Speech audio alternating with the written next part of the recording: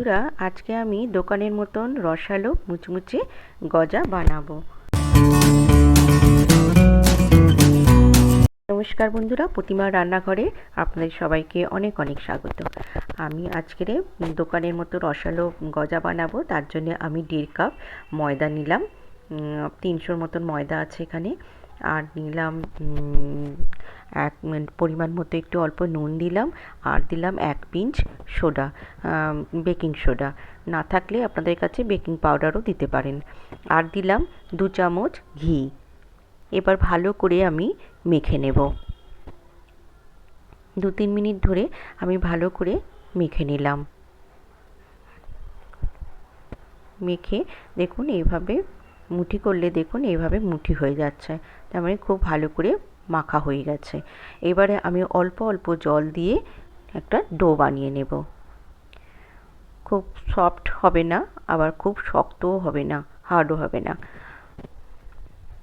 দেখুন এই রকম একটা ডো বানিয়ে নিলাম। নিয়ে আর একটু হাতে ঘি মাখিয়ে, ঘি বা তেল মাখিয়ে আমি একটু দইয়ের ওপর মাখিয়ে আমি 20 মিনিট রেখে দিলাম। সেই ডোটা রেখে দিলাম। এবারে আমি চিনির শিরা বানিয়ে নেব। নেওয়ার জন্য আমি 1 কাপ চিনি নিয়েছি, আর 1 কাপ ওই কাপের মাপেরই 1 কাপ জল দিয়ে দিলাম। যেমন চিনির শিরাটা ফুটে উঠেছে, আমি এখানে চটচটে একটা চিনির শিরা বানিয়ে নেব।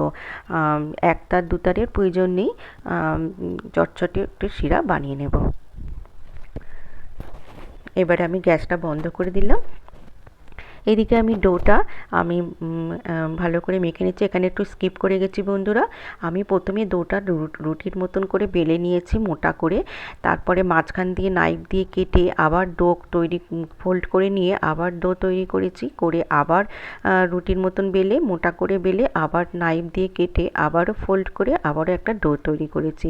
তৃতীয়বার এইরকমভাবে আমি মোটা করে গোল করে বেলে নিলাম।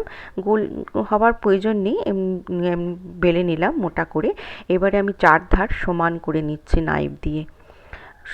সরি বন্ধুরা, আমি একটু স্কিপ করে গিয়েছি। ওই ওই দুবার ওই রকমভাবে প্রসেসটা না করলে ফোল্ড হবে না। তাই বলে দিলাম যে প্রথমে রুটির মতন করে বেলে মোটা করে, তারপর মাঝখান দিয়ে ছুরি দিয়ে কেটে আবার ডো তৈরি করে আবার দুবার এরকম প্রসেসটা করতে হবে। তারপরে তৃতীয়বার এরমভাবে মোটা করে বেলে এরকম নাইফ দিয়ে চৌকো চৌকো শেপ করে কেটে নিলাম। দেখুন ভেতরেরটা কি সুন্দর ফোল্ড হয়েছে। আমি দেখাতে পারলাম না, সরি। আমার ফোনটা ভিডিওটা হতে হতে বন্ধ হয়ে গিয়েছিল, বুঝতে পারিনি। এবারে আমি এরকম চৌকো চৌকো শেপ করে কেটে নিলাম। আপনারা এর থেকে ছোট ছোট সাইজেরও করতে পারেন, আমি এই সাইজটা করলাম। এদিকে তেল গরম করতে দিয়ে দিয়েছি, সাদা তেল কড়াইতে গরমও হয়ে গেছে। গ্যাসের ফ্লেম একদম লো টু মিডিয়ামে আছে। এবারে আমি দিয়ে দিলাম গজাগুলো। দিয়ে আমি উল্টে পাল্টে ভেজে নেব। খেতে অসাধারণ হয় বন্ধুরা, একদম দোকানের মতন রসালো মুচমুচে গজা বাড়িতে যে কত সহজে বানানো যায়।